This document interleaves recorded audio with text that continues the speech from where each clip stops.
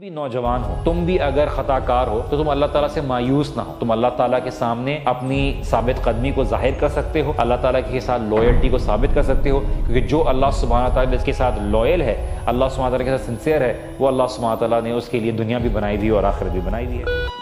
فاتقوا الدنیا واتقوا النساء، اللہ کے رسول صلی اللہ علیہ وسلم فرمایا کہ ڈرو، اللہ تعالیٰ کا خوف رکھو دنیا کے معاملے میں اور عورتوں کے معاملے میں. مال، عورت اور یہ ساری چیزیں جو ہیں اس کے فتنے میں انسان پھنس جاتا ہے. دنیا بڑی میٹھی ہے، ہری بھری لگتی ہے، بڑی سرسبز لگتی ہے، لیکن اللہ سبحانہ تعالیٰ تمہیں آزماتے ہیں اس میں. کبھی کسی کو اوپر کر دیتے ہیں، کبھی کسی کو نیچے گرا دیتے ہیں، اور دیکھتے ہیں اللہ سبحانہ تعالیٰ، یہ اللہ تعالیٰ کی طرف سے یہ امتحان ہوتا ہے کہ کون ہے جو عمل کرتا ہے. رسول اللہ صلی اللہ علیہ وسلم نے فرمایا کہ وہ جو قبر کے بعد کا جو معاملہ جو ہے، جو ایک جھلک ہے، وہ بہت بھیانک ہے، اٹس فرائٹنگ. اسی لیے انسان جو ہے اس کے لیے تیاری کرے. اور قبر کے عذاب میں جو سوال پوچھنے کے لیے فرشتے آتے ہیں وہ بڑے خوفناک طریقے سے آتے ہیں اور سختی سے سوال کرتے ہیں، اور انسان اس گھبراہٹ میں، چاہے چیزیں ایسی چیزیں ہوں جو وہ بھول جائے کہ آپ جب فیئر کے ایلیمنٹ میں ہوتے ہیں تو آپ کی وہی ایلیمنٹ آف رسپانس ہوتا ہے جو آپ نے اپنے آپ کو ٹرین کیا ہوتا ہے. کبھی کبھار کوئی نہ کوئی انجری آ جاتی ہے. ہمارا ٹریننگ باکسنگ میں جو ہمیں کرایا جاتے تھے، یا مثال کے طور پہ کک باکسنگ ہو گئی یا جوجتسو ہو گئی، تو آپ تھیوریٹیکلی اگر آپ نے پڑھا ہوا ہے تو آپ کو نہیں ہوگا، آپ کا رسپانس ٹائم وہی ہوگا اگر آپ نے اپنے آپ کو ٹرین کیا ہوا ہے. اگر آپ کو کوئی مارے گا تو آپ کا رسپانس ٹائم ہی ہوگا، otherwise you go in shock state, کس نے مارا مجھے. تو آپ کو اگر آپ ٹرین کریں گے تو آپ کا ریئیکشن ہوتا ہے کہ آپ فوراً رسپونڈ کر. جہاں پہ آپ نے اسپونٹینیسلی ریئیکٹ کرنا پڑتا ہے وہیں پہ ہوگا جہاں پہ آپ کی عادت ہوگی. تو اگر آپ